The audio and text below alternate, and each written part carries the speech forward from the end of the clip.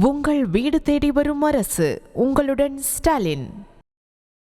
திருப்பத்தூர் மாவட்டம் ஆம்பூர் அருகே மேம்பால பணிக்காக வைக்கப்பட்டிருந்த மண் குவியல் மீது மோதி தனியார் சொகுசு பேருந்து கவிழ்ந்த விபத்தில் 20க்கும் மேற்பட்டோர் காயமடைந்த நிலையில் சுமார் 2 மணி நேரம் வரை போக்குவரத்து பாதிக்கப்பட்டது.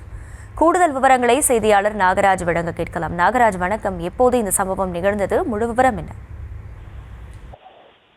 நிச்சயமாக அகிலா, ஆம்பூர் அருகே தனியார் சொகுசு பேருந்து கவுந்த விபத்தில் 3 குழந்தைகள் உட்பட 20க்கும் மேற்பட்டோர் படுகாயமடைந்து சுமார் 2 மணி நேரத்துக்கு மேலாக சென்னை பெங்களூர் தேசிய நெடுஞ்சாலையில் போக்குவரத்து நெரிசல் ஏற்பட்டது.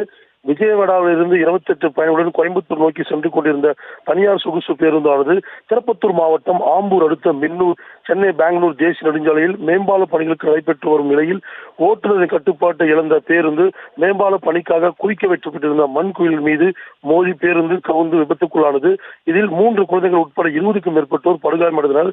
இதனை அறிந்த பொதுமக்கள் மற்றும் வாகன ஓட்டிகள் காயமடைந்தவர்கள் உடனடியாக மீட்டு ஆம்பூர் உள்ள அரசு மருத்துவமனைக்கு அனுமதிக்கப்பட்ட நிலையில் திருப்பதியிலிருந்து பயணம் செய்த அது படுகாயமடைந்த ரமேஷ், துளசி, கௌதம், கீதா, காயத்ரி, ருக்மிணி ஆகியோரை தீவிர சிகிச்சைக்கு அளிக்கப்பட்டு பிறகு மேல் சிகிச்சைக்காக வேலூர் அரசு மருத்துவமனைக்கு அனுப்பி வைக்கப்பட்டனர். இதை குறித்து தகவல் அறிந்த ஆம்பூர் கிராமிய போலீசார் சம்பவ இடத்திற்கு சென்று கிரேன் மூலம் பேருந்தை அப்புறப்படுத்தி போக்குவரத்தை சீர் செய்தனர். இதனால் சென்னை பெங்களூர் தேசிய நெடுஞ்சாலையில் சுமார் 3 கிலோமீட்டர் தூரத்திற்கு மேலான வாகன ஓட்டிகள் வரிசை கட்டி நின்றதால் 2 மணி நேரத்துக்கு மேலாக போக்குவரத்து நெரிசல் செய்யப்பட்டது. அதன் பிறகு போக்குவரத்து செய்யப்பட்டு தற்போது சென்னை பெங்களூர் தேசிய நெடுஞ்சாலையில் போக்குவரத்து செல்கிறது. அகிலா,